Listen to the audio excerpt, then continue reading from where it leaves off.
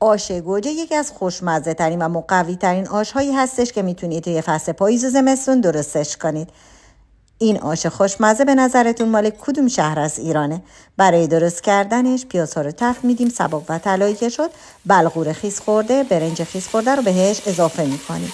بهتره که از برنج نیم دانه استفاده کنید. زردچوبه، فلفل سیاه، فلفل قرمز، نعنا خشک رو اضافه میکنیم. عطر ادویه که آزاد شد، آب رو میریزیم و میذاریم که برنج و بلغور بپزه و لعاب بندازه.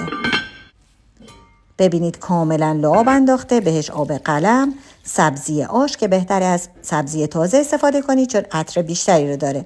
لوبیای پخته رو میریزیم، با هم مخلوطشون میکنیم. گوجه های رنده شده رو بهش اضافه میکنیم و میذاریم 40 دقیقه با حرارت ملایم آشمون کاملا جا بیفته. ببینید آش کاملا جا افتاده و در آخر بهش آبغوره رو اضافه میکنیم، نعنا داغ و 10 دقیقه دیگه با حرارت ملایم میذاریم که مزه ها به خورد هم دیگه بره.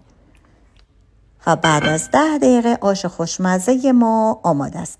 امیدوارم که این آش خوشمزه رو درست کنید و خوشتون بیاد. نوش جان.